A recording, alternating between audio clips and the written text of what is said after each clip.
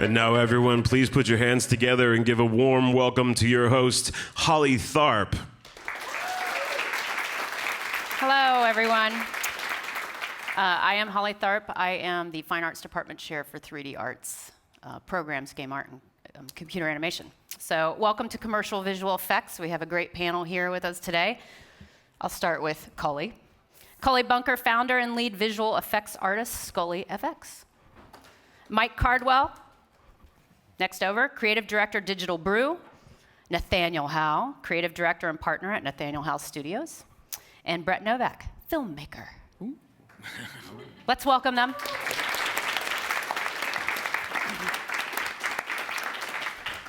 So I sent them a couple questions, which they probably have forgotten since last week, so I'll ask them again.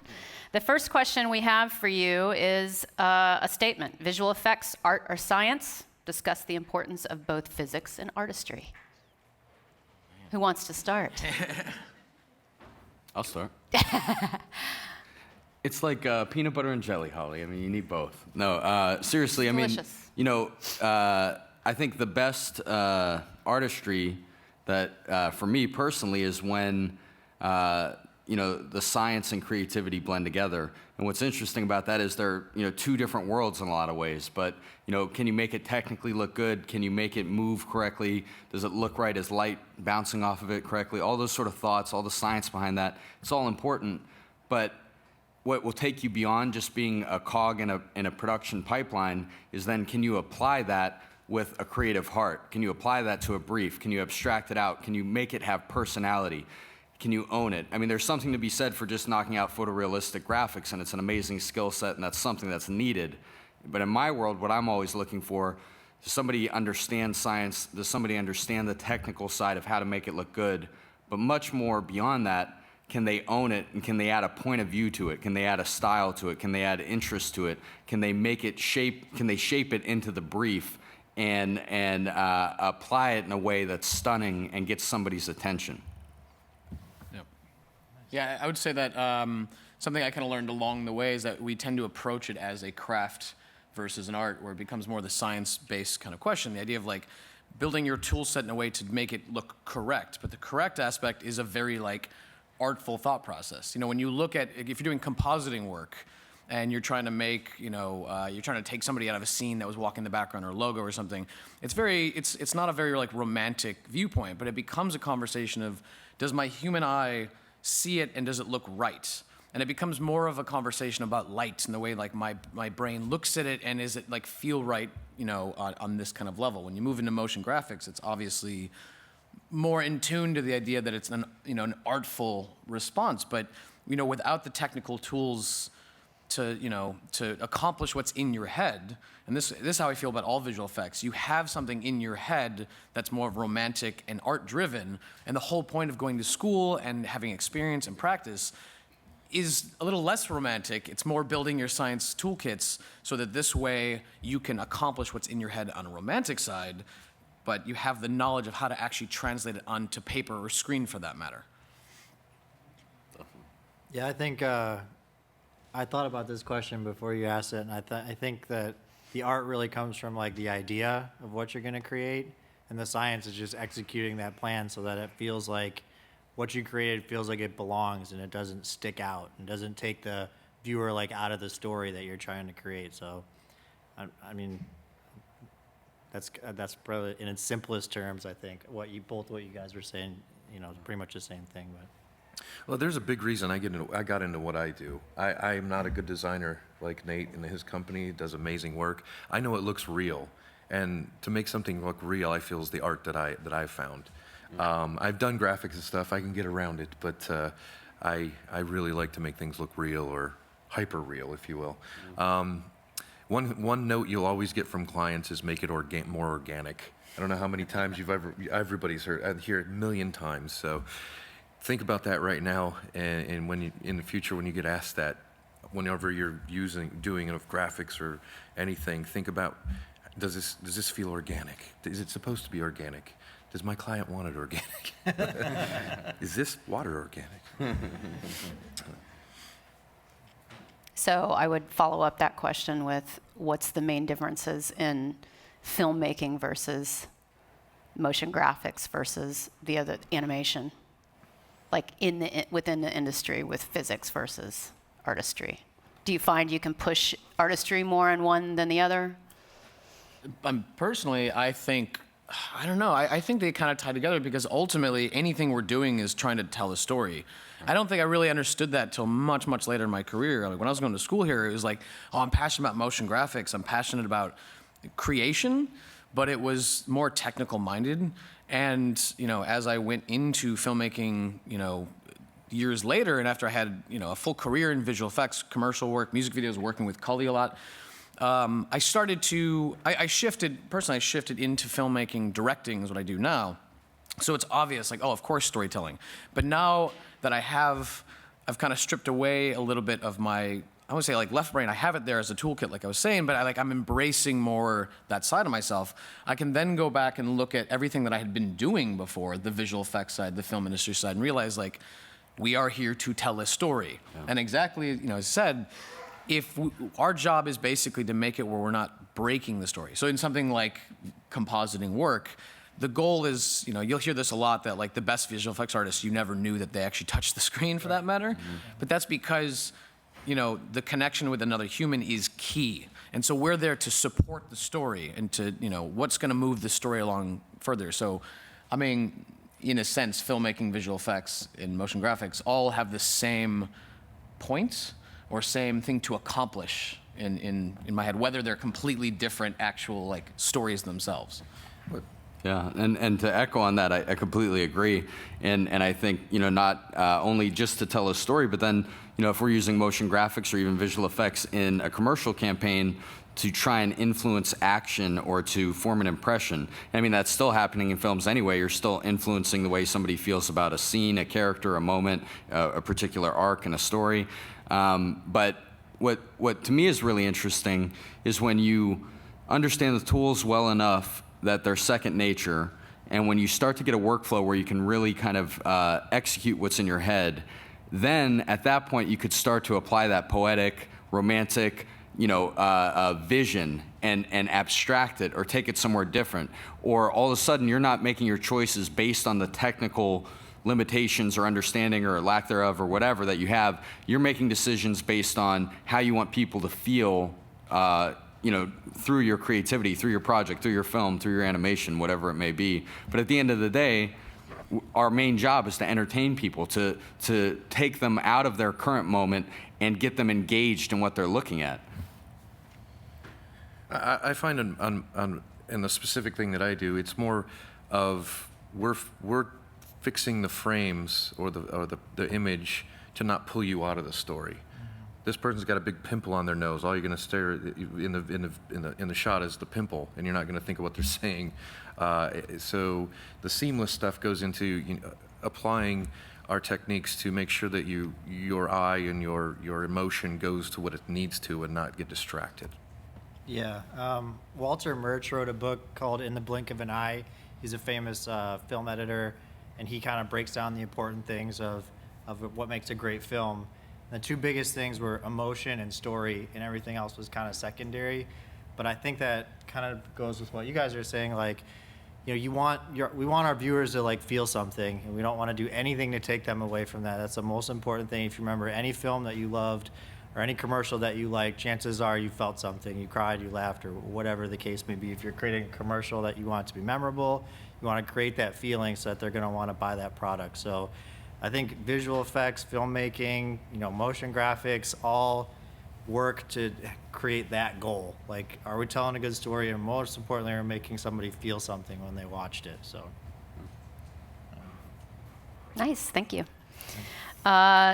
This next one's a little open, but I think it's important for students to put this information in their mind. What rules, culture, or structure need to exist to foster team collaboration? It's like a heavy one, a little bit. Well, one thing, I just got off a panel all about collaboration, and I see a couple of faces that were in there. One thing for me, I try and really foster a very friendly and welcoming environment in my studio. I really do believe that fear is the enemy of creativity. If somebody's nervous, if somebody's tense, if somebody's got creative block and they have a deadline, and then there's just yelling and tension and pressure on top of it, it tightens everything up, and it makes it very difficult for that person to access a more flow state and find an idea beyond the low-hanging fruit and transcend a cliche and get to really quality design. So key for collaboration in my design studio, we focus more on motion graphics, but the key for me is creating a comfort level where people feel like it's okay to say something that's silly. It's okay to make a mistake. It's okay to iterate quickly. It's okay to try a set of style frames that don't nail it right at first. It's okay for your phone to ring during a presentation. No, it's but no, it's okay to like iterate and fail fast and like keep trying, because really all we're trying to do as quickly as possible is find the heart and the essence and get the tone check right. So like, all right, we have this brand, they're coming to us, they want this look. Does that feel like it's their brand? No, no, no, no, no. It's okay, let's keep playing, let's find it. Yes, it does. All right, but it's kind of basic, it's kind of, it could be more. Let's keep evolving it so it's really fluid and really upbeat and energetic. And that culture, to me, promotes flowing thinking, and it's a key for collaboration at my office. So I like working with people that are dreamers, that like to bounce ideas off of one another, that don't get sensitive during critiques. Instead, it's a two-way conversation. They come back and they add texture and questions and build upon what it's saying. And then all of a sudden, the creation becomes more than just what one person could do. It's a team effort, and it's fluid, and it's evolving, and it's growing. Yeah, Go ahead, Matt. Yeah, I think over the years, figuring out for myself, the two things that come to mind for that question. One is the sensitivity topic.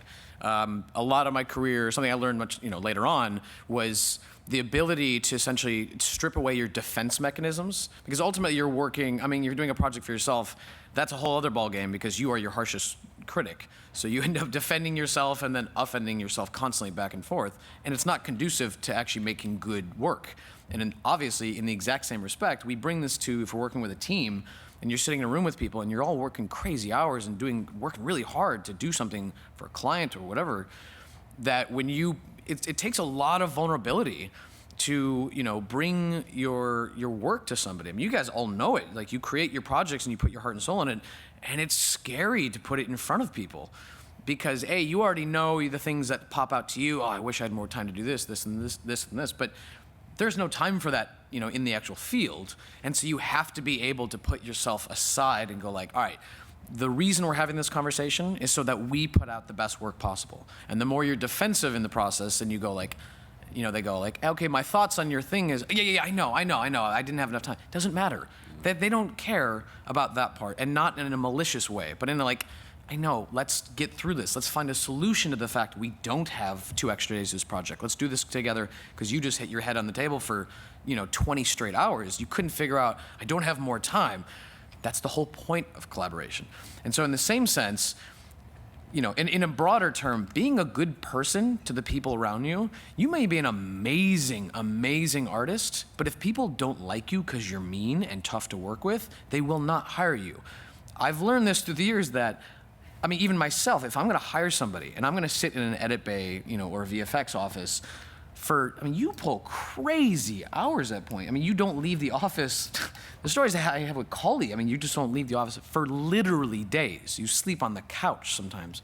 Who do you want to sit and hang out with and be, miserable with for 96 hours straight in edit bay? Somebody who's got good work, decent work, a really good attitude, open to learning, not defensive, and it's a joy to be around, or someone who's amazing that you just cannot stand because they're mean, yeah. They're defensive, yeah. Definitely. I think at my company anyway, we try and I try to give them as much freedom as possible. For example, I'm not, we're supposed to get there at 9:30, but I'm not watching the clock, and a lot of them come in at 10 or sometimes 10:30 or whatever, and I never hassle them about it, because I want them to feel I don't want them to feel stressed out, because then they're not going to perform as well. And because of that, I give them that freedom. Then they'll stay late when we need to too. So, I think there's it's a kind of a give and take that is kind of how I created the culture at my company. And also, I think having a culture at a company is something that has to be intentional. Like you need to like really focus on that and make an effort to create that. Sometimes it happens just organically, and there is some sense of culture in that way. But like, we try and like go out and do stuff together. Like when Star Wars came out, we all took off work and all went together. Or we go do like zombie, laser tag. We actually started a book club because another thing, we were kind of all siloed in our different departments. So like the scripting department, kind of by themselves, and they handed it off to the art director and the storyboard artist, and they handed it off to the designers, and they handed it off to the animators, and everyone was like not at the involved throughout the process. So we started this book club, and from this book club, we decided that we were gonna all meet at the beginning of the process. Now everyone's involved throughout the whole process. Cool. It was really cool. It was a really cool experience. Like trying to get more collaboration and get everyone's ideas up front, and I think it's creating a better product for us. So, but all those things happen because we wanted them to, and we tried to, and just happen automatically. So. We basically have the same structure. We don't really have, we have a time to come in, but it's very loose, although sometimes I wish they would come in. Yeah. Well, there's meetings in the morning, and we try to have a meeting. That's the thing, communication.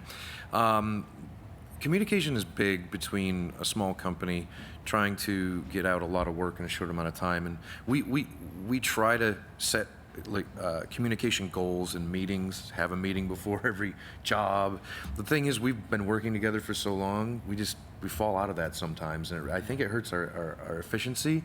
So, structure comes and structure goes. You just got to keep trying, at least as a company, because we all get so busy and it just falls apart. And then we try again and it falls apart. It's really hard to stick to that. Yeah. So in your own, I'll just use the term shops, how many people are you working with, Brett? At this stage, I'm working independently. So if I'm hiring people, it's on a contract position, because most of what I'm doing is filmmaking now, and the experience that I had working in supervising and working in post houses for visual effects, and on the kind of projects I'm doing, I try to do as much as I can possible, because most of my stuff is short form.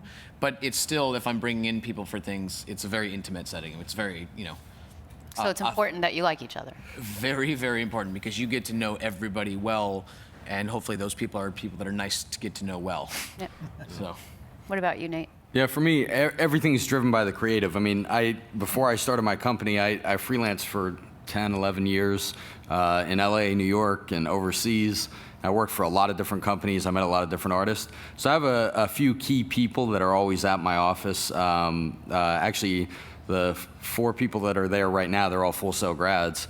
But one of my guys who's like my senior designer, he's just so incredibly talented, driven, cares about the place like it's his own. And that guy is such a versatile artist. He's there all the time. Then what happens if a project comes in and we're doing something for Sons of Anarchy and it needs to be gritty and intense, then I know an artist that, not only can execute that style, but he could be an extra on the show. He lives that role. Let me cherry pick him for this project. And if we're doing the ESPN college football campaign we just finished, and I need high-end 3D glossed out with, the scene built in a way so it's going to be manageable and render on time, then that's a completely different artist I hire for it. So I think one of my competitive advantages against some of the big shops that I compete against is that I have a smaller company, and then we bring in teams and really based on the creative, and that really comes from me working with a lot of these guys and girls for so many years. Yeah, we kind of the similar situation as Nathaniel. We have 9 people at my company. 5 of them are production people. The other 3 are business people, and then myself. But most of the projects we try and keep in-house, but there's some stuff that we don't have the right guy for. So we go and find, we have a few, probably need to talk to you. No, let's go. Come on, let's make some. Get some of your guys. Networking. But if we need something that's out of our wheelhouse, we've got some go-to guys, or if we have overflow, then we hire them. We have freelance writers and freelance, and when we do shoots, we don't keep those guys in-house, so we outsource a lot of that stuff. So, but we have 9 core people that we work with daily, and then freelance everybody else. I have the same number, 9, including myself, 2 producers, and we have some remote workers occasionally. that are steady with us, but we do hire other remote workers. If the thing with the remote workers though is I've had to work with them personally, so they know what we're doing. Hiring a remote worker is really tricky because you just don't know how that's going to work out and their work ethic and different things. So yeah, we have 9, and we do hire specific specialists on occasion when needed for certain projects. So another follow-up question in that whole realm is how versatile do these guys need to be for visual effects industry? That's a loaded question. Like if you're going to Pixar, you need to be really specialized. They want a production line. Basically, you're making the car and you're making that one little piece for everything. So it's all dependent on the type of company and the size of the company. Me, the more you know, the better. We need generalists. We need somebody who can come in and handle a problem. Any problem that we have would be fantastic. And then occasionally a specialist, but that specialist isn't going to work as much, at least in a small company, as somebody who is more of a generalist. Yeah, we same here. We want people that know as much about, that they're more generalists, not specialists. And I mean, we haven't done a lot of visual effects projects like I think a lot of these guys have. But for example, we had this client came to us and they wanted a car to explode into cash, and like a live action car explode into cash. And no idea how to do it. And I didn't know if anybody on my team can do it, but I was like, yeah, we could do that. And I asked them first, thinking like, oh yeah, and then I had a backup guy just in case. But yeah. But like, can you make it more organic? And it's like, I don't know, when's the last time I saw a car burst into cash? What do you mean organic?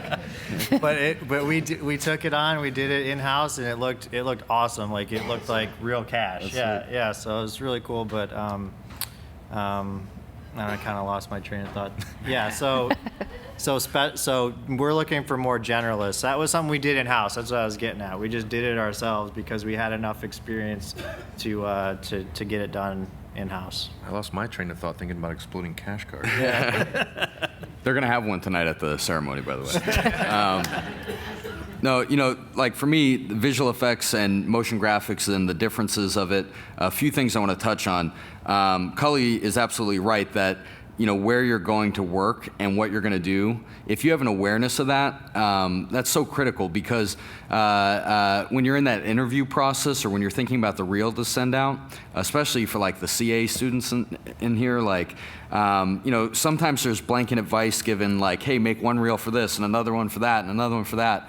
Well, as a student, you really don't have the work to probably even sustain one reel that's up to where it should be without more fine tuning and tweaking and hard work, let alone multiple reels. So you have to be really aware of where you're applying when you get out there. If you're going for a role where you're going to be part of a pipeline and you're responsible for one thing and that's what they care about, fine. Use that to your advantage in an interview. If you're coming to interview at my company, I need people that can make it look good. I need people that are versatile. I need people that can sit there and figure out fluid dynamics, and then the next day turn around and extrude a logo and make it look glossed out, and then get the lights rendered, get it into After Effects, treat it, get it rendered for me, zip it up, and get it ready to go. So I need people that can handle both sides. When I first came to Full Sail, I was very interested in film, visual effects, and compositing. I thought I wanted to go be a pipeline guy, work on that. And one of my good friends was in the equivalent of DAD today with the digital design, and he showed me some things about motion graphics. And I was so attracted to the freedom and the flexibility of motion graphics. It was so liberating. Partially because trying to make things look photorealistic as a student, I wasn't good enough to do that. So like the fact that I could just be stylized with it and I could just get wild and brainstorm and have all this freedom to create anything, it got me super fired up about design and motion graphics. And actually my path completely changed from that point.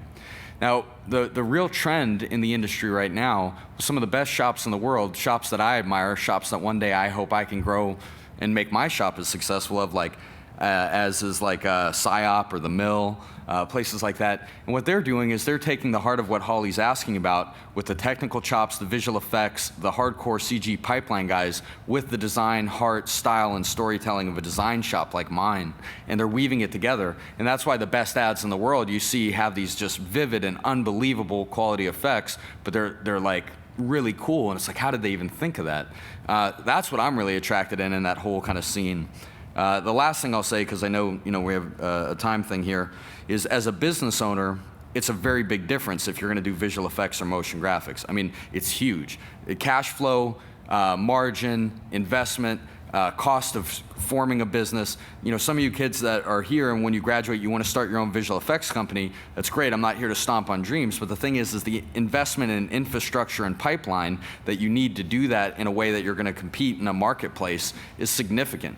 Whereas with motion graphics, I could sit there and knock out boards myself, have a couple of animators in After Effects crush it, and we can compete against a shop with 200 people because we can make it look good with our, with just our muscle.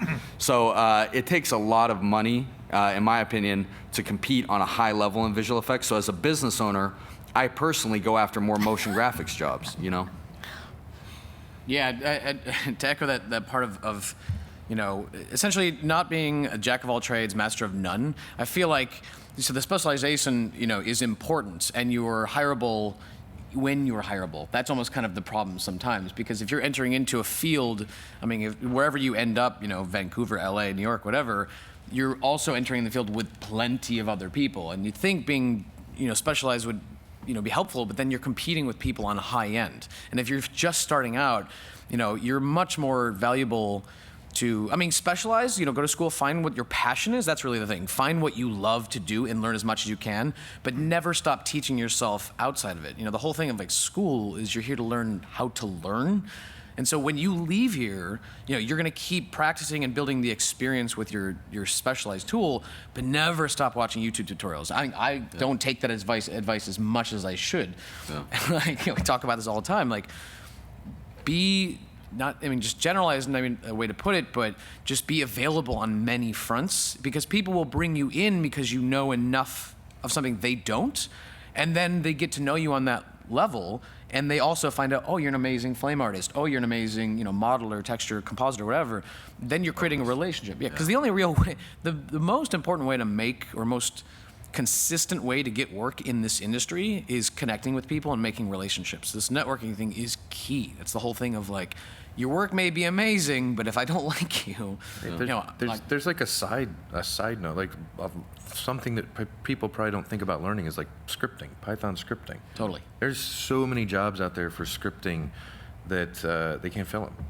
But it's not glamorous enough. It's not. Yeah. Pipeline and scripting. It's one thing that I'll chime in on too is I would never in a million years hire a specialist that's a student, because for my business, if I need a specialist, I need somebody that is going to be potentially more expensive, but they're going to nail it. If I bite off more than I could chew, or get some gig that needs a really complex shot that I can't handle, then I'm hiring if I'm doing something that Culley does with cleanup, making it look perfect, I'm not hiring a specialist like that's out of school. I'm hiring Culley.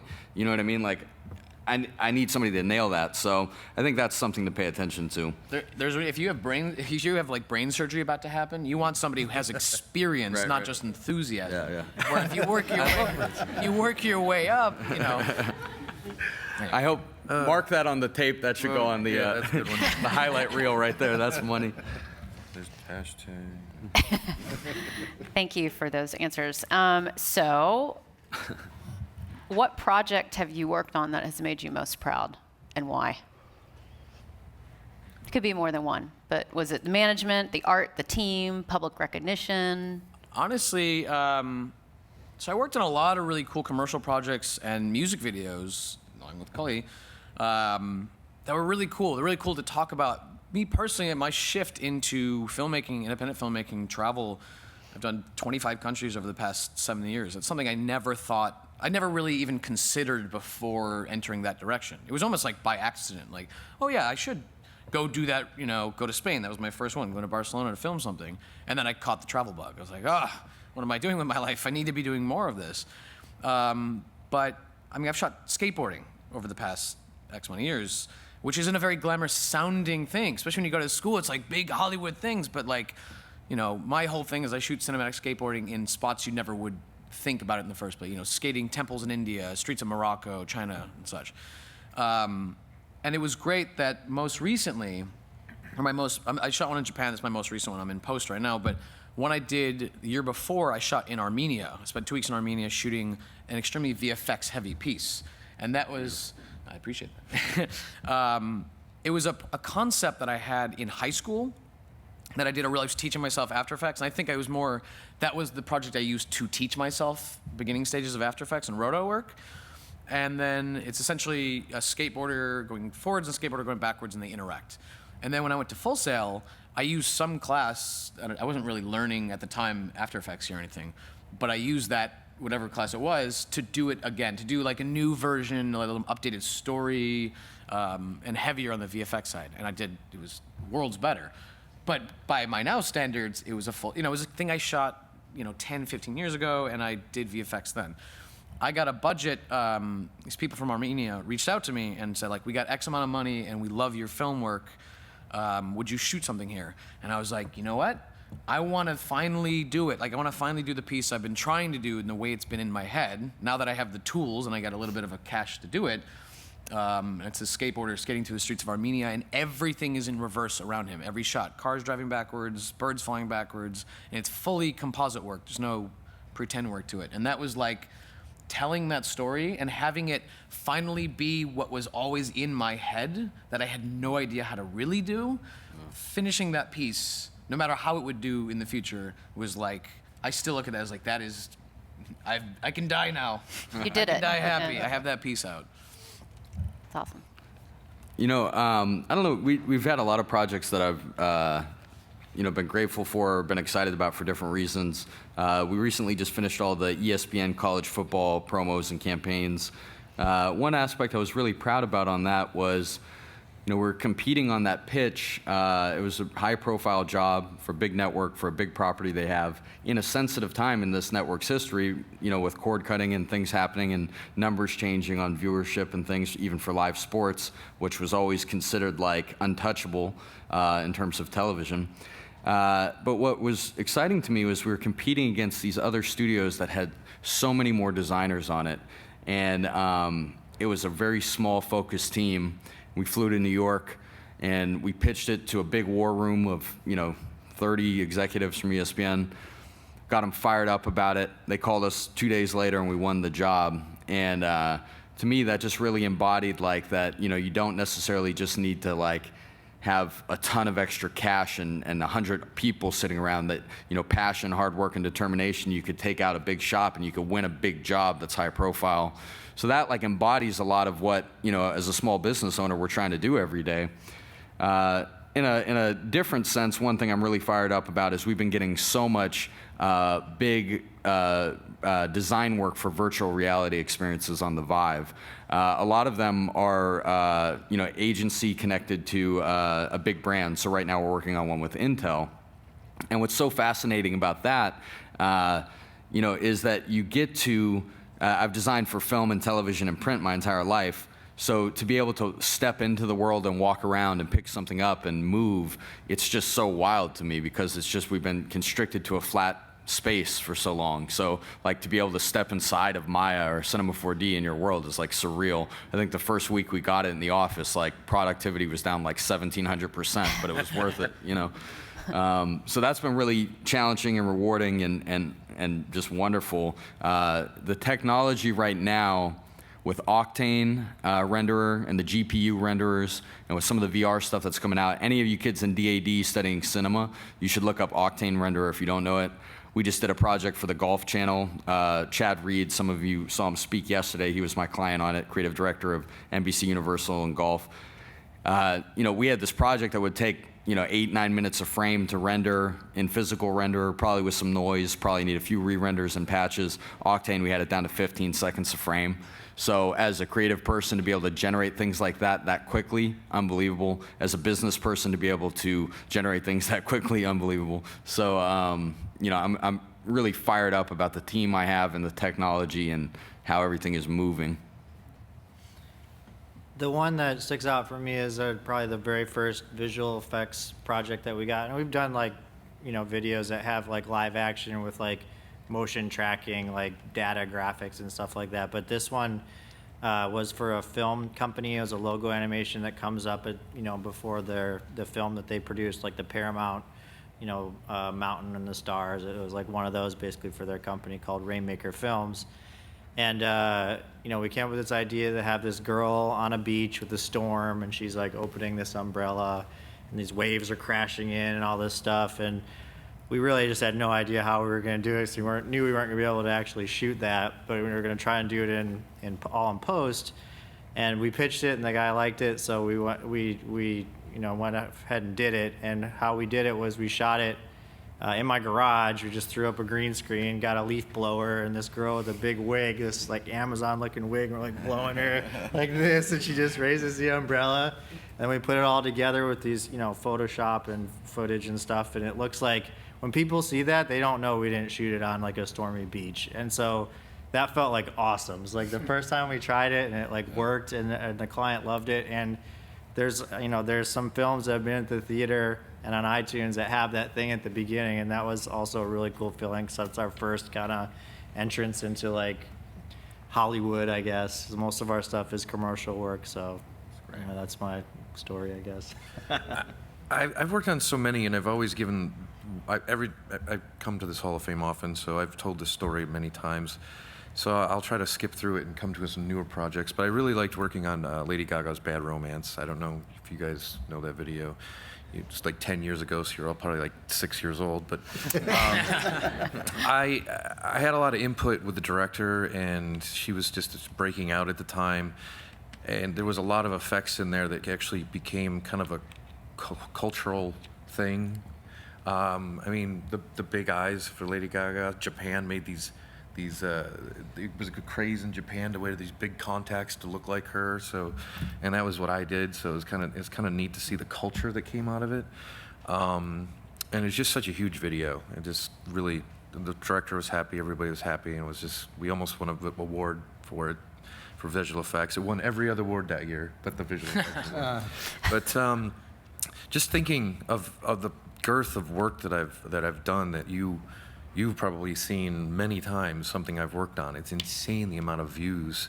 It's humbling to think about that. I mean, it's probably trillion hits. I've had trillion people view my work, or not trillion people, but you understand what I'm saying.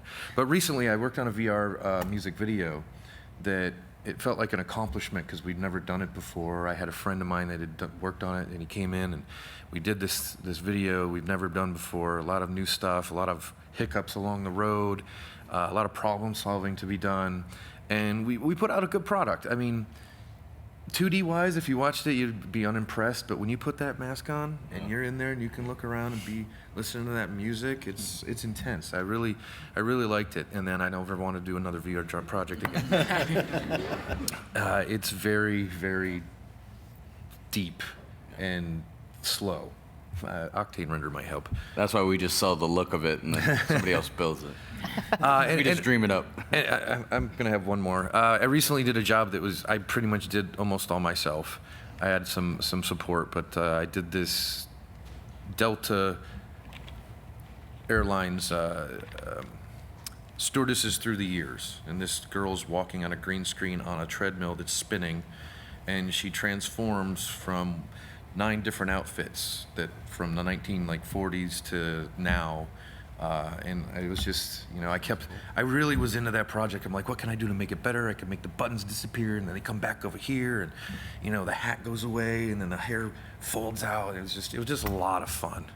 So, there's projects like that, but we do so many now. They kind of just meld together. They do. Every once in a while, one stands out. You're just like, I was really proud of that. Awesome. So, takeaways. This is a couple things that I've heard from you. You can correct me if I'm wrong. Storytelling is king.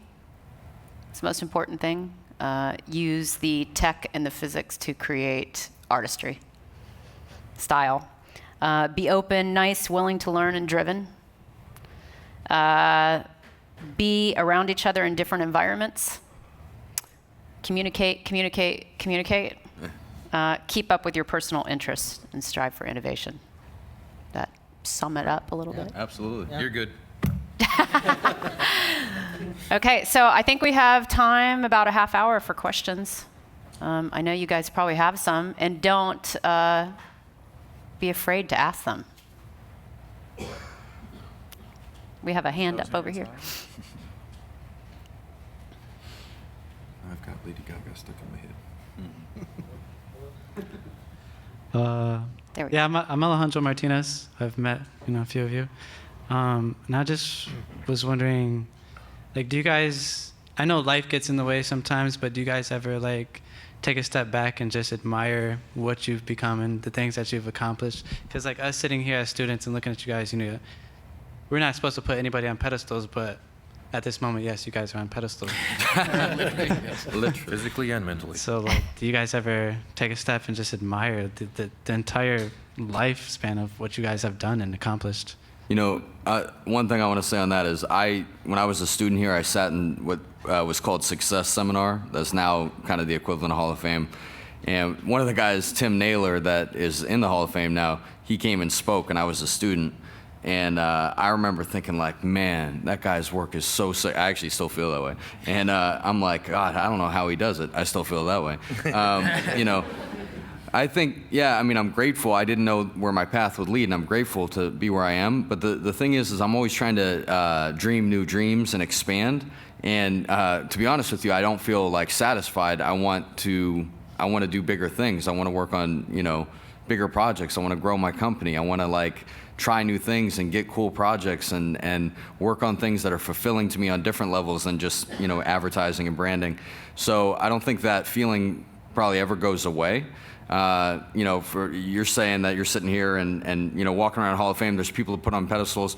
I'm walking around putting these guys on pedestals too, they inspire me. And the thing is, I've met a lot of students that have inspired me, and a lot of the teachers here.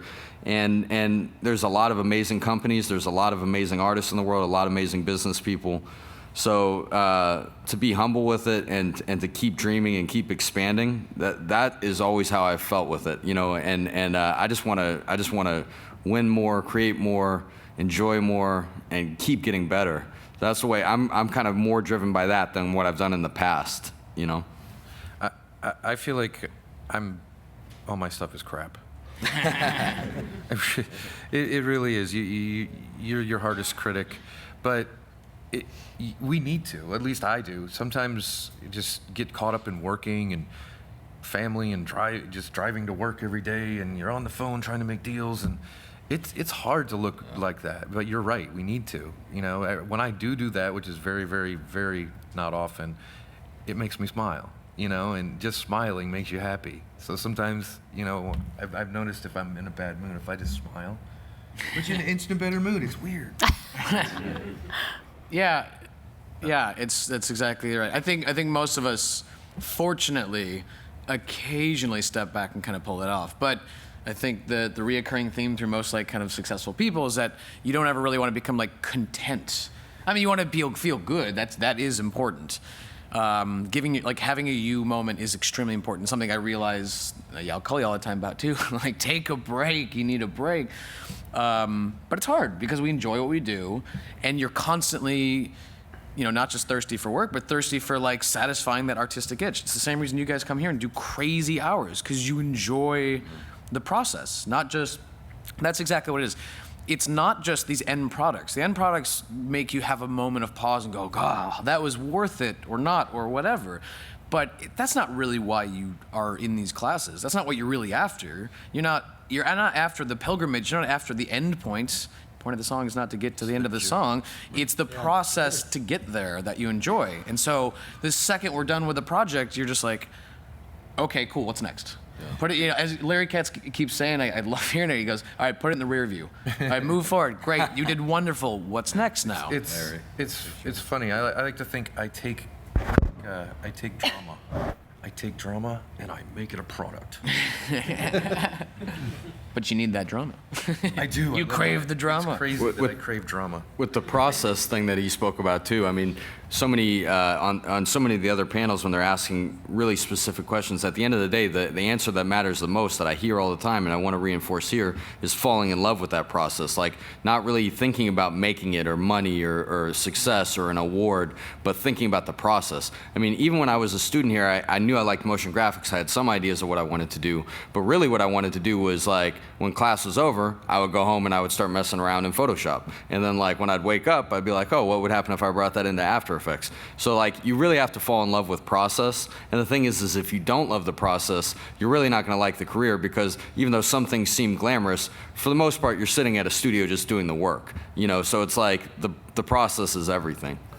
Yeah, you're gonna burn out very quick if you're in love with the end result. The idea, if you want to become a filmmaker because you want to win an award, not because you want to make films, most of the time we don't get to win the awards we want anyways. So if you're gonna get hit by a bus in 6 months, at least die a filmmaker, not somebody who didn't make it to that whatever dream it is. Yeah. Yeah, I was just gonna say pretty much the same thing. I before I went to Full Sail, I just made videos for fun with my buddies, you know. And now that's my job. Yeah. It's kind of the same thing, you Yeah. know. So I do feel very grateful to, and I think everyone probably agree. We feel grateful to be in the position we are today. But we want, like you said, we want to keep doing more. It's the journey. You can't be at the end because. And don't get us wrong. We've all had low points that we didn't think we'd come out of. It's all the Hall of Famers. I've recently had I had a huge problem last year, and we got out of it. But you know, don't think we're always on top of the world. We're usually We've learned how to get back up on top. Yeah. Well, and it takes longer than a year Yeah, to get to no where doubt. you are. Well, and when you're in those points, because it's challenging, I mean, there's different levels of challenges, but it's all a cycle. I mean, it's like a challenge getting a job, but you know, then once you have a job, getting the next one, or maintaining it, or growing your skills, or if you own a business, keeping it running. And one of the things that you could start to think about in your day-to-day life, even here when you're a student, is if you can open up like, you know, Photoshop or After Effects or Cinema, whatever, or you know, Pro Tools, and create something beautiful from nothing, then you have a creative talent to bring something from nothing into existence. If you start to apply that creative thinking, that kind of dreaming, that kind of passion, the action that's taken to start making things real, that's what you're studying here across multiple different degrees. You could apply that to dreams that you have in your real life for tangible things too. You know, so I think when you start using creativity in your real life, exciting things happen. I just want to say one more thing about that. We have plenty of time. What? Okay. When I graduated, when I was a student at Full Sail, I wanted to move to New York or LA because that's where all the entertainment jobs are, right? While I was here, I got a girl pregnant and I had a kid with her. I'm not with her anymore, so I'm staying in Orlando, right? When I graduated from Full Sail, I edited wedding videos 15 hours a week. I did air checks at some media buying company, which was making DVDs of commercials recording so you could send the client to prove they recorded. And then I rode bike taxi at night. And I did that for like 6 months until I got a job. And then I just did freelance jobs and did stuff for fun. And I didn't have my first job really in the industry for 2 years. And I got a job here at Full Sail. So, and I just did a lot of shitty jobs for a long time, you know. So, but you just keep trying and stay with it, and pretty, you know, if you keep trying, good things will happen, you know. So I was recently driving Uber with a Tesla. It never ends. Yeah. Do we have any? Things got better. I'm over. This goes out to all four of you. I'm over here. I'm waving. Oh, It's there you Mac. go. Oh, hi, Mac. Hi. So I have all four of you up on a pedestal as well, always, whether you're in your highs or your lows. It's very uncomfortable. Yeah, pedestal. This is about infrastructure and your investments, because like it's cool. This panel, you guys all have different scale operations, but I'm going to ask not just particularly about VR, but investing in your gear. So Nate and Mike are investing into VR technologies and enabling pipelines. What's your take on the longevity of that market? Because yes, everybody's excited about it. There's a lot of investment going towards that, but I'm still not totally sold that the proof is out there that it's going to go long term with the market because of things like motion sickness and all. Sure. So where are you guys on that? And the second part of that is, if you're investing in this stuff, are you investing in a way that, like, it's Octane, so it's like, well, it'll increase our VR rendering, but it'll also increase all of our other stuff. Yeah, Thoughts on that? I mean, so for me, I'll just handle VR as a state of industry first. I mean, it's so, I mean, the new aspect of like room scale VR is so incredible, but it's still not really easily available to the masses yet. I mean, a lot of people's experience with VR is more of a cardboard, Gear VR, Daydream experience. And I certainly don't want to knock that, because my great friend Chris Kelly's here. He works at Google. He's in their VR department. He's a great guy to speak to. If you see him around tonight, he'll give you time on it as well. I think it's the beginning. I think there'll be dips and things like that. Right now it's already started to dip. Some of the early big company investments went under. PlayStation VR didn't perform as well. Vive sales kind of flatlined a little bit. But the truth is, it is really amazing technology. I think people are figuring out how to tell stories with it, how to get away from gimmicky and repeat kind of themes, how to really embrace the technology. And beyond that, it has challenges of a platform war, a content platform war, of where that content's going to be bought and sold from. It hasn't had a lot of life for AAA titles to develop for it. There's not a ton of interest yet for them to do it, because there's not a channel for it to be sold where everyone has one in their house. I think the fact that PlayStation VR didn't get as hot as they thought, partially because the games feel a little Kinect gimmicky, potentially, not to knock anything, because people here probably made some of them. It's so new. So when I invest in VR, when I say that, it's not like it's some risky large-scale investment. I was making money on virtual reality, so I invested to get equipment in my office to allow me to keep making money and to understand it on a deeper level. So to the second part of your question, when I invest in things, it's usually, I'm very conservative with the investments, because for my company, cash flow and having free cash around ready to work, with that, the real meaning of that is the freedom to create something later with the team that I really dream about creating with. It's not about having like flashy things. It's not about like tricking out the office with like insane gear and spending it all, or taking on a lot of overhead. For me, I take on an investment when I already see where the return's going to happen. I mean, I just bought a ton of Octane cards for the studio, because going from 10 minutes of frame to 22 seconds of frame is a no-brainer, without a doubt. Had to do it. But in the VR space, we're already making money. So the money in business for me is about longevity. It's about staying in the game. It's about being able to get the artists you want when you want them, being able to work with them, and being able to withstand slow times and still keep yourself in the way of good things. Yeah, it's easy to become excited at the prospect of any kind of new technology, but anyone who downloads whatever the most recent iOS on their phone is, and everyone's like, hold, give it 1 second. Yeah, I don't have any real particular opinion about the longevity of VR. I think it will absolutely, actually, I lied. I have an opinion. I think it's going to stick around. Whatever form it takes or importance in our lives, whatever, I have no idea.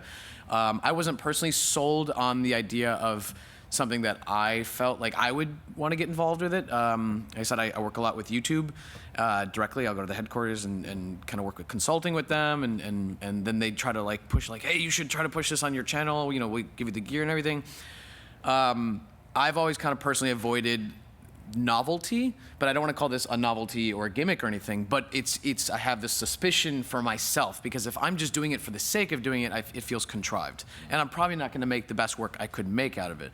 But I will say, I wasn't really sold, and I will say that they gave me a demo there in LA at the YouTube space, where, I don't know if anyone's seen it, maybe you guys have seen it, there's a short animated film where it's essentially you sit in the passenger seat of a car and you watch. It's like a 15-minute short film, and already won some kind of award, I remember. But you essentially watch like a father and a daughter through the years. It's like a musical montage where they buy the car and you watch this whole story develop, where you watch her in the back seat really young and her getting older, and him, like, you can see the love between the two, and eventually she buys the car, she is the driver, and you see the whole boyfriend story, and then it comes back to the father, and it's beautiful. I mean, it's a tearjerker, and I'm sitting in a 5x5 empty room in a chair with looking around like this, and I'm sure I'm like, okay, yeah. But it was like, by the end of it, I was like, okay, I get it. There is opportunity here. There is definitely people that are far more talented than I will ever be that will be able to use this technology in a way that will connect with me on a human level. And that's really, when we get bored with the 3D movie aspect, it's because we're bored with the gimmick aspect. But there is storytelling ability once you get past the, it's cool. Yeah, but I don't care. I really like the experience. We invested in it for a recent project. It's not a big investment. It's just, make sure you got a good video card and they get the vibe. We did have to do a small software investment, but the After Effects plugin was very reasonable. The metal plugins are really reasonable compared to the Nuke. I won't go there.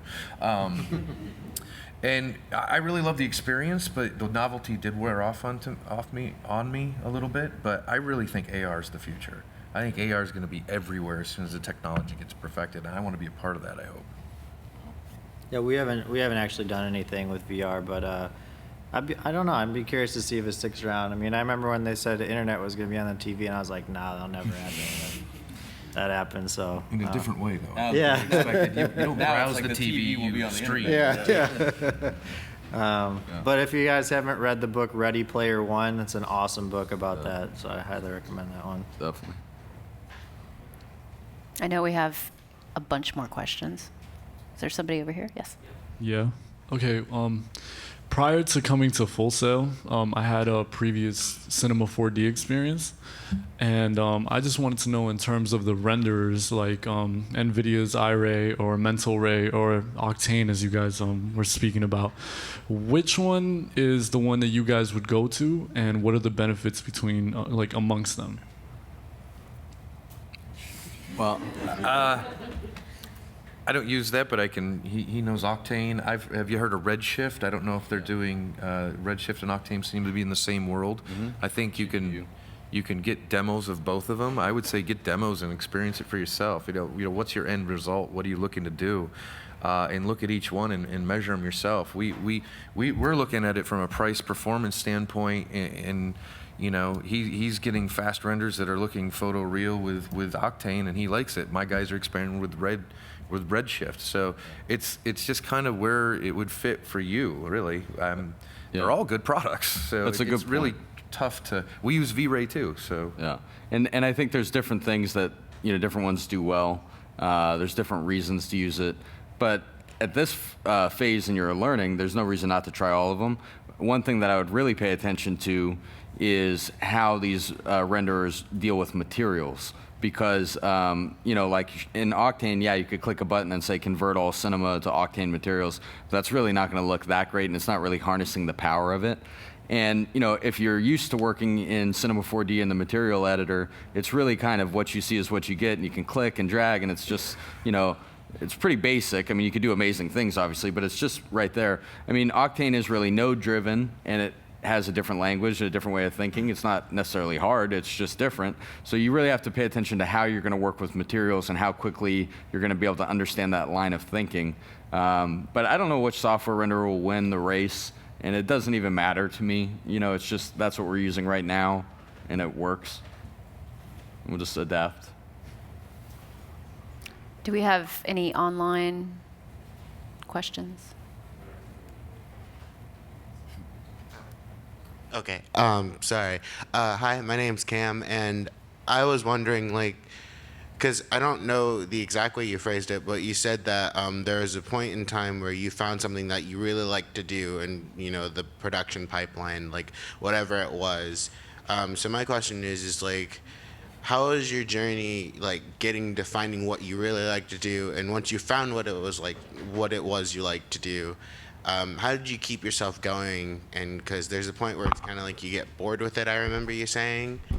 So how do you get when you leave that place, that happy place, I guess, how do you find yourself back? Because it's impossible to stay there all the time.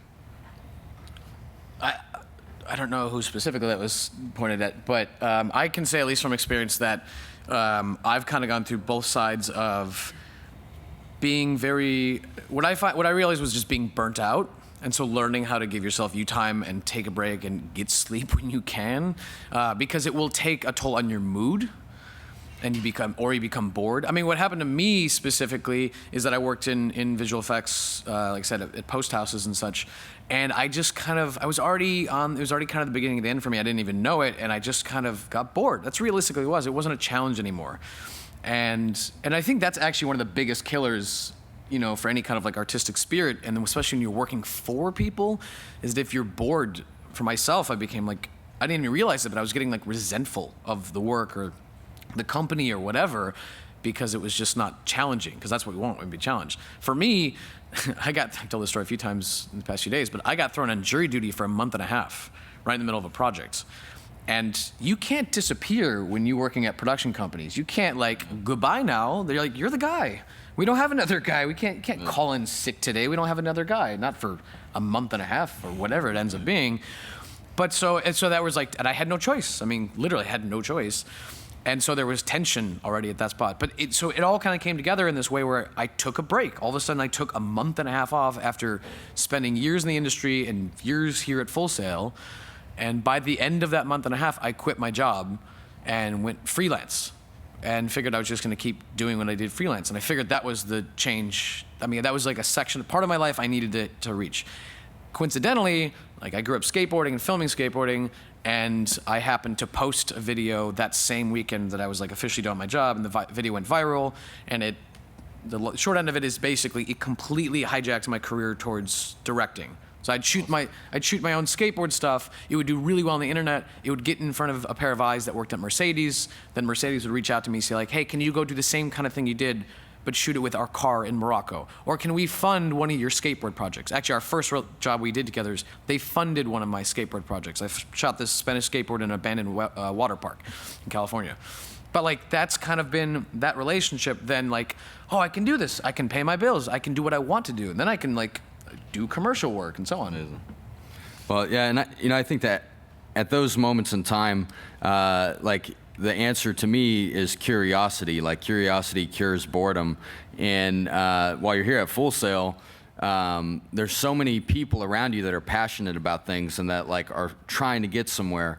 And it's easy at Full Sail to just kind of be in your own little tunnel or surrounded by your group of tight friends, all trying to go after the same kind of dream job or the same industry. But I mean, when you're here, just getting to know somebody in a different degree, figuring out what their dream job is, figuring out why. And the thing is even if you're not like personally interested in it, if you never would make a game or if you never want to be in the music business or whatever, you know, it's like you can learn from other people. You already know what you know. You already know what you're interested in. You're starting to feel bored. You're not sure. Just talking with people about it. I mean, Rick Veers, he went here for film, and now he runs a very successful audio company. You know what I mean? And so I think staying open-minded and being open to trying new things, being exposed to new things, and just kind of keeping that mindset as you grow, you'll find different things. I mean, I was starting to like feel that way about visual effects and things, and I found motion graphics, and I met a guy in a different degree program, and then I got interested in cinematography, and then so I think just exploring and keeping yourself active and trying things and challenging yourself. You never know where that will lead. It could lead to the ultimate career that you are going to have one day that you never thought you even were interested in this moment right now. Yeah, when I went to school for film, and I knew for sure I wanted to be like a DP. And then I graduated from film, and my first job was editing. I was like, oh, I'm going to be an editor. And then I was like, oh, I'm going to learn motion graphics. And then I fell in love with that. Like, and I taught myself that on my own. I got a job doing that here at Full Sail. And then I was kind of moving into a producer role at my position here at Full Sail. I was like, oh, I really like that. Then I can learn how to do a little bit of everything, and then I can manage people later on. And then I became a business owner, and I didn't know how to do that, and I kind of found a mentor and someone to help me. And then as you grow a business, you have to do marketing. So I did that myself, and then I had to do sales, and I did that myself. And now I have people that do all that stuff. But as my career has evolved, like I did everything myself first, and I think that's really important, is to get experience, at least get your feet wet with every aspect of production that you're interested in. I mean, obviously you don't like it, then don't do it. But the more you can learn, the more you can expand your experiences. Like, the better you're going to be able to communicate with other people on your team and grow your business or whatever it is that you want to do. So, I'd say just a little different direction, but if you're burned out, find a hobby that's totally the opposite of what you're doing. Go analog, go on a hike, I don't know, just do something that's totally opposite. Take a break, relax your mind. I enjoy way too much scripted television, so yeah. just zone out.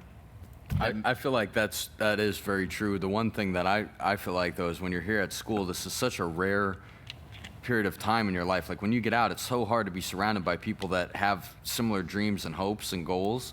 And I really leaned in when I was a student here. It was only 12 months long, the program, when I came here. But,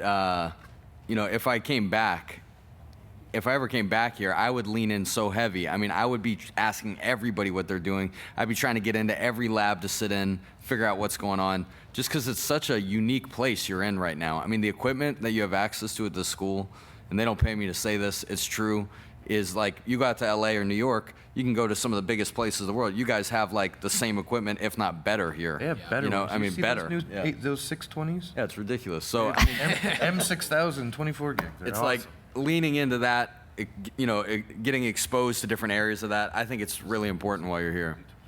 Yep. Yeah. Hi, my name is Marcus. My question is, I heard you guys talk about some of the programs you use, such as After Effects or Cinema 4D. What are other products or tools that you guys use in the industry to really help with visual effects or all even of them? motion design? Well, we use quite a few different programs. Each one has a different specialty, or try to cover all of them. I personally am a flame artist. Autodesk recently had a free version for students, I think, that just came out last week, so you can check that out.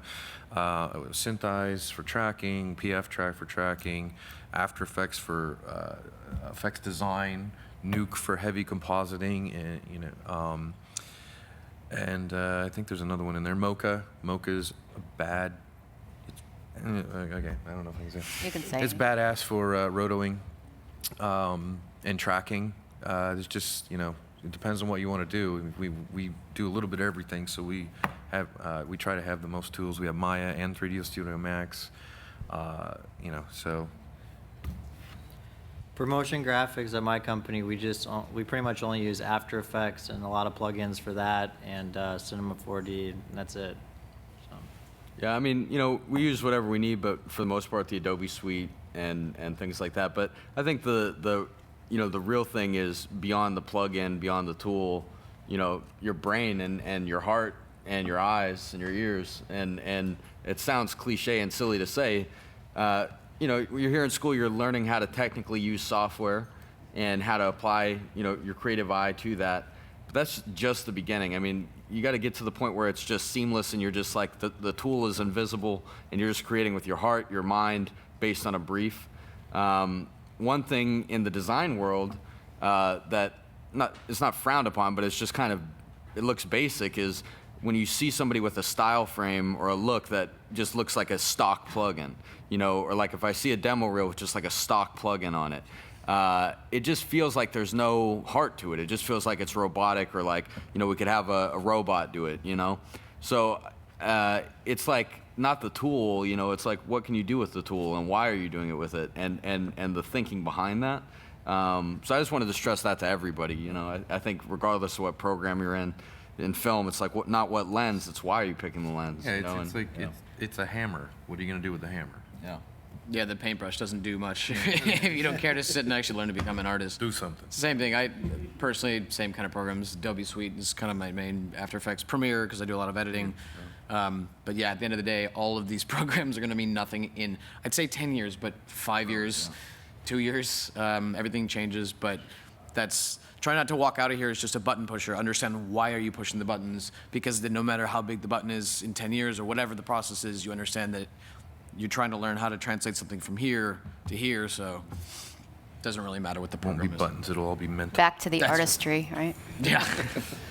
I think we have time for one more question.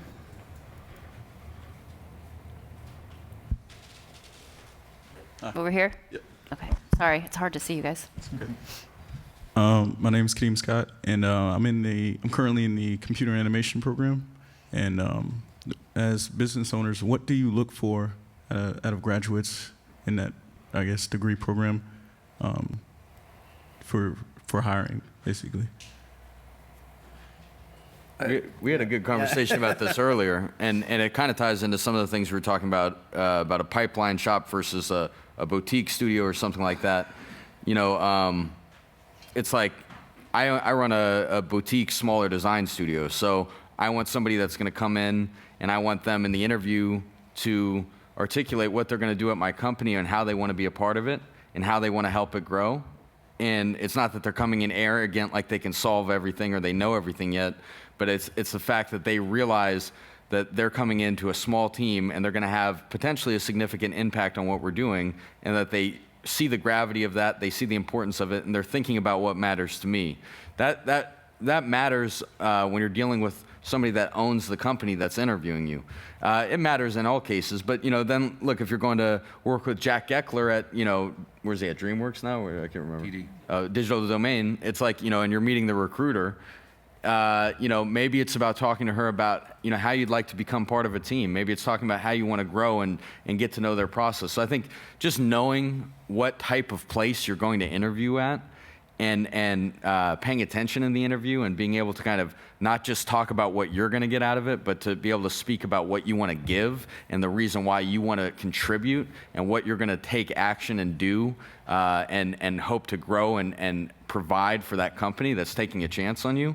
That will already separate you from the herd that is just going to go in and talk about why they want, I think it'd be cool to work here because I loved your movie that you did, and it'd be fun for me to work on that. It's like, what? No. Yeah. Come in and talk about, like, I want to be a part of this team, and here's what I want to learn, here's what I want to grow into, and do it with some passion and conviction and stand out, And one last thing I'll say on that I think is so critical for everyone is, like, be comfortable in your own skin.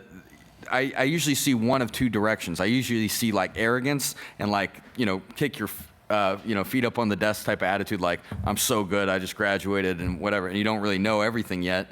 Or I see, like, hey, thanks for having me, I'm so nervous, like, and the thing is learn to become confident about where you are with your skill set in that moment. We're not expecting, companies aren't expecting to hire you and have you, be the end-all solution that just, like, changes the dynamic of the whole organization. They're looking to hire somebody that's going to grow and contribute. So when you walk into an interview, be comfortable with who you are and be authentic. It's okay that you don't know it all yet, but you can let them know that you know enough that the fact that you're there is because you're going to contribute to this company. You're going to add value to this company. And when you speak and think in a way like that, it's less of a focus on yourself and it's more of a focus on the company and the person you're speaking with. It'll make you less nervous. It'll make you give better answers. It'll make you stand out. And they'll see that you care about the company, not just what's good for you. Yeah, you're in a very special place that you won't be ever again in the rest of your career, which is you're fresh out of college, you're enthusiastic, but you lack experience, and we know it. So you walk in there trying to be arrogant and say you're going to fix everything. We already know you can't, even though you believe that. And even if you could, by the way, it's a turnoff to hear it. Yeah. Humility is incredibly impressive, if anything. So it's embrace the fact that you're in a new spot in your life. Embrace the fact that you're fresh, and embrace the fact that you're impressionable. Because that's really a big root of it, is that, when we want to work with people that are in that position. We want to work with people that are going to, in an egotistical way, take our advice, like listen to us, whether we're right or wrong in the long run. Somebody that wants to work with us because they can kind of take what's in our brain and then go like, cool, because we need you as extra hands, not necessarily to change everything sometimes. So if I can give you direction, I want somebody that is excited to take the direction and then maybe help me along the way, make it better. Yeah. I mean, Leslie Brathwaite, that has more Grammys than I have fingers, when he went into his first internship, he saw a stack of papers. It was like, I'm not going to just throw my resume on that stack of resumes. I'm going to offer my services. He went in, and I mean, he told a story the other day on a panel with me, and the executive had some fancy Rolls Royce out front, but the rims were dirty, and Leslie was like freaking on his jeans, on his freaking hands and knees, polishing the rims up. And they said, who did that? And then he changed the gate, opened it a different way so the guy could drive out without getting his tires dirty.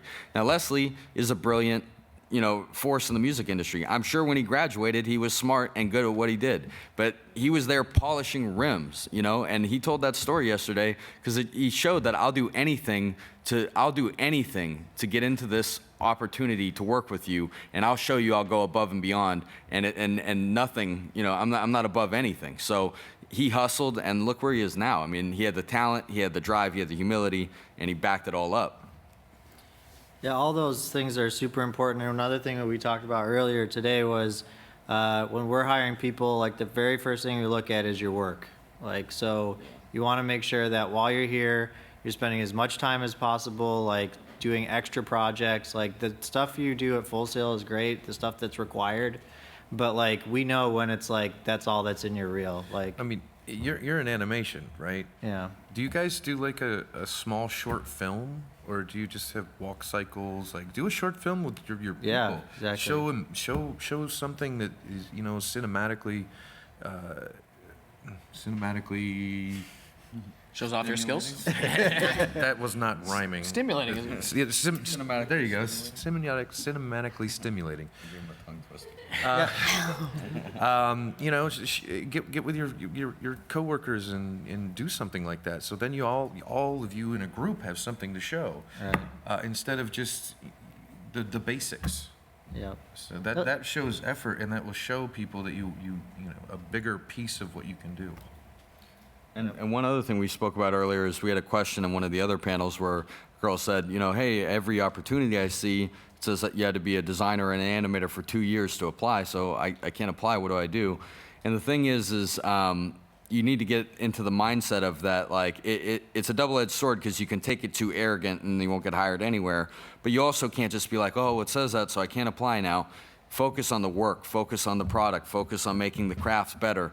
Get your portfolio to where it's so hot, when you show it to them, they don't even ask how many years of experience you have because you already have the gig because your work is hot, unless you mess it up by being like, socially like, weird to work with or not friendly or not professional.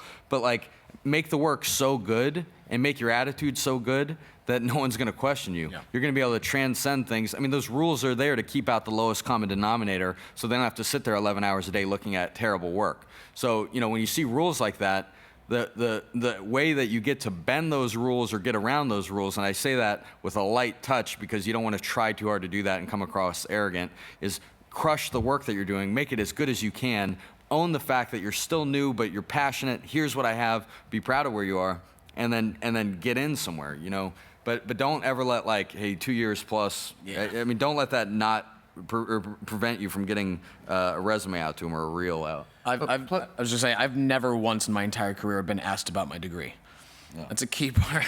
Let your work speak for you. Let your personality speak for you. In most of these places, the only places are going to be like where 4-year degree is like the big Pixar, D2D, those type of places. But getting a job is a lot about timing too. You just gotta be going out there and trying to get enough coverage that you make the timing at the right place. Like we get emails all the time, and we don't need people most of the time. And unfortunately, maybe we'll say thanks. Maybe you won't get a reply, but that doesn't mean that we might not be interested someday. Yeah, but don't rattle off resumes every hour either, but don't stop trying. If the timing is right, it could happen, Thank you so much for all your great answers. We are out of time. Culley, Mike, Nate, Brett, thank you so much for coming.